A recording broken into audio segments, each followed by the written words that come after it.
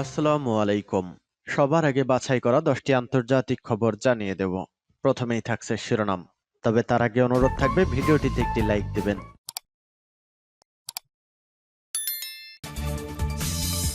দখলদার ইসরায়েলি বাহিনী এবং ফিলিস্তিন পুরোদমে যুদ্ধ চলছে। জানিয়ে দেব হাতে থাকা সর্বশেষ আপডেট আন্তর্জাতিক সংবাদ। প্রথমেই সংবাদ শিরোনাম। প্রথমেই জানিয়ে দেব ফিলিস্তিনকে স্বীকৃতি দিয়েছে জাতিসংঘের 143 দেশ। এরপর জানিয়ে দেব রাইসিকে তার নিজের শহরে দাফন করা হচ্ছে। এদিকে তাইওয়ান ঘিরে চীনের সামরিক মহড়া নিয়ে যা বলল আমেরিকা। এরপর জানিয়ে দেব রুশ বাহিনীর তীব্র হামলায় পুলিশের সহায়তায় পালাচ্ছেন ইউক্রেনীয়রা। আরও জানিয়ে দেব মিয়ানমারের রাখাইনে নতুন সংঘাত, উদ্বাস্ত হাজারো মানুষ। সর্বশেষ জানিয়ে দেব ইসরায়েলি নারী সেনাদের আটক করার ভিডিও প্রকাশ। এতক্ষণ শুনছিলেন সংবাদ শিরোনাম, এবারে বিস্তারিত। তবে অনুরোধ থাকবে ভিডিওটিতে একটি লাইক করবেন এবং কমেন্ট করে জানিয়ে দিবেন এই ভিডিও সম্পর্কে আপনার মূল্যবান মন্তব্য। আলহামদুলিল্লাহ, ফিলিস্তিনকে স্বীকৃতি দিয়েছে জাতিসংঘের 143টি দেশ। গত বছর 7 অক্টোবর ফিলিস্তিনের অবরুদ্ধ গাজা উপত্যকায় ইসরায়েলি আগ্রাসন শুরু হওয়ার পর সম্প্রতি ইউরোপ জুড়ে গাজাবাসী তথা ফিলিস্তিনের প্রতি সমর্থন বাড়াতে শুরু করেছে। সংঘাতের প্রথম দিকে যুক্তরাষ্ট্র ও তার মিত্র দেশগুলোর অধিকাংশই ইসরায়েলকে সমর্থন করলেও ব্যতিক্রম ছিল কয়েকটি পশ্চিমা দেশ। তাদের মধ্যে স্পেন ও আয়ারল্যান্ড অন্যতম। এবার ফিলিস্তিনকে স্বাধীন রাষ্ট্র হিসেবে স্বীকৃতি দিল দেশ দুটি। আরেক পশ্চিমা দেশ নরওয়েও এ স্বীকৃতি ঘোষণা করেছে। কাতার ভিত্তিক সংবাদ মাধ্যম আল জাজিরার প্রতিবেদনে বলা হয়েছে, বিভিন্ন সময়ে বিশ্বের 143টি দেশ ফিলিস্তিনকে রাষ্ট্র হিসেবে স্বীকৃতি দিয়েছে। 1988 সালে 15 নভেম্বর প্রথম ইন্তিফাদার শুরুতে প্যালেস্টাইন লিবারেশন অর্গানাইজেশনের চেয়ারম্যান ইয়াসির আরাফাত ফিলিস্তিনকে একটি স্বাধীন রাষ্ট্র হিসেবে ঘোষণা করেছিলেন, যার রাজধানী ছিল জেরুজালেম। আলজেরিয়ার রাজধানী আলজিয়ার্স থেকে ওই ঘোষণা দিয়েছিলেন ইয়াসির আরাফাত। আর প্রথম দেশ হিসেবে আলজেরিয়াই আনুষ্ঠানিকভাবে ফিলিস্তিনকে স্বীকৃতি দেয়। রাইসিকে তার নিজের শহরে দাফন করা হচ্ছে। হেলিকপ্টার দুর্ঘটনায় নিহত ইরানের প্রেসিডেন্ট ইব্রাহিম রাইসিকে তার নিজ শহরে দাফন করা হচ্ছে। অতি রক্ষণশীল প্রেসিডেন্ট রাইসির জন্ম ও বেড়ে ওঠা উত্তর পূর্বাঞ্চলীয় শহর মাসদাহে। বৃহস্পতিবার এই শহরের শিয়াদের মূল কবরস্থান ইয়াম রেজার পবিত্র মাজারে তাকে দাফন করা হবে। বুধবার ইরানের সংবাদ মাধ্যমে প্রকাশিত ছবিতে মাশহাদের কর্মকর্তাদের দাফনের চূড়ান্ত প্রস্তুতি নিতে দেখা গেছে। এদিকে ইরানের দ্বিতীয় বৃহত্তম এই শহরের রাস্তায়, বিশেষ করে ইমাম রেজা মাজারের চারপাশ জুড়ে রাইসির বড় বড় ছবি, কালো পতাকা এবং শিয়াদের নানা প্রতীক টানানো হয়েছে।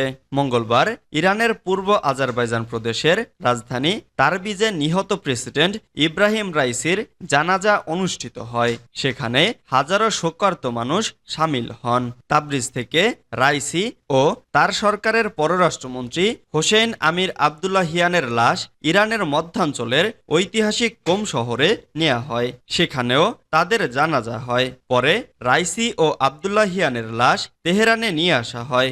রাজধানী তেহরানে রাইসির জানাজায় শোকার্ত হাজার হাজার মানুষ অংশ নেয়। সদ্য সাবেক প্রেসিডেন্ট রাইসি আজারবাইজানের সীমান্তবর্তী এলাকায় গত রোববার দুদেশের যৌথভাবে নির্মিত একটি বাঁধ উদ্বোধন করতে যান। সেখানে আজারবাইজানের প্রেসিডেন্ট ইলহাম অলিয়েভ ছিলেন।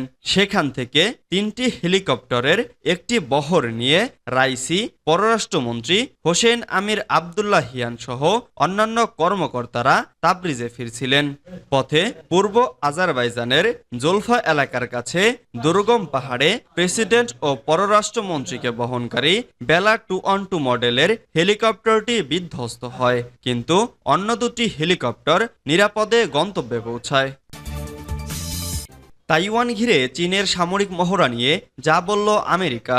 তাইওয়ানের চারপাশে সামরিক মহড়া শুরু করেছে চীন। বিচ্ছিন্নতাবাদী কাজের প্রতিক্রিয়ায় শাস্তিমূলক বৃহস্পতিবার দুদিনের এই মহড়া শুরু করেছে এশিয়ার পরাশক্তি দেশটি। তাইওয়ান প্রণালী ও চীনের উপকূলের ঠিক পাশে তাইওয়ান নিয়ন্ত্রিত বেশ কিছু দ্বীপ ঘিরে এই মহড়া চালানো হচ্ছে। চীনের এ ধরনের উদ্যোগ খুবই উদ্বেগজনক বলে এক প্রতিক্রিয়ায় জানিয়েছে যুক্তরাষ্ট্র।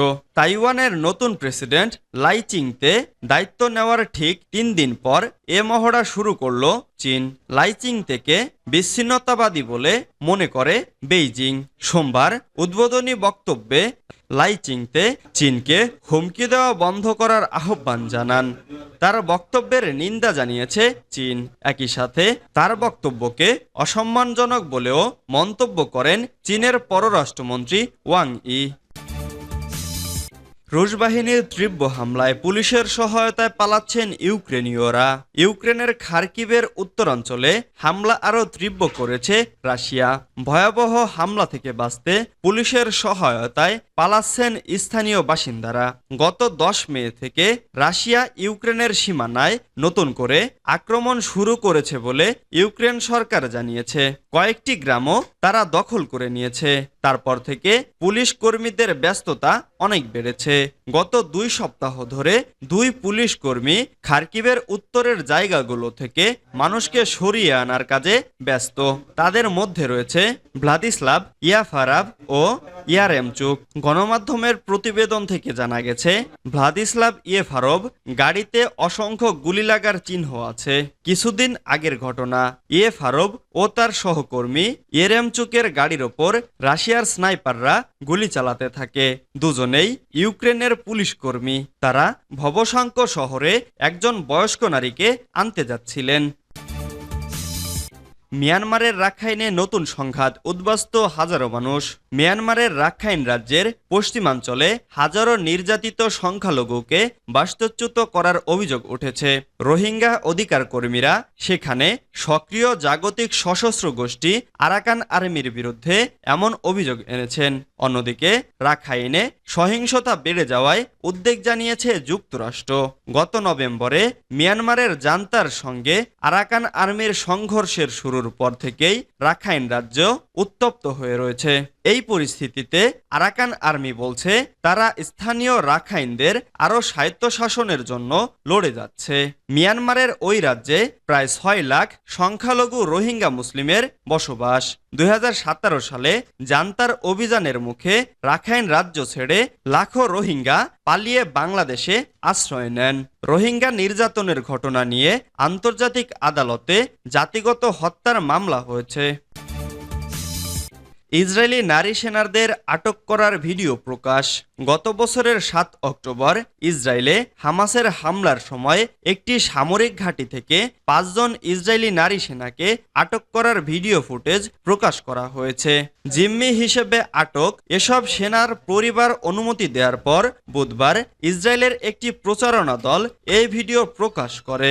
3 মিনিটের ভিডিও ক্লিপটিতে দেখা গেছে নারী সেনারা মাটিতে বসে আছেন, কারো কারো মুখে রক্ত, তাদের হাত পেছনে শক্ত করে বাঁধা। দক্ষিণ ইসরায়েলের নাহাল ওজ ঘাঁটি থেকে তাদের বন্দী করা হয়।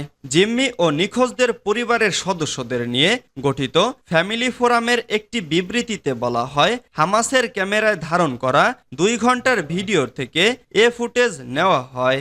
বিবৃতিতে আরও বলা হয়েছে, ভিডিওটিতে তাদের অপহরণের সময় হিংসাত্মক, অপমানজনক ও আতঙ্কজনক আচরণের বিষয়গুলো ফুটে উঠেছে।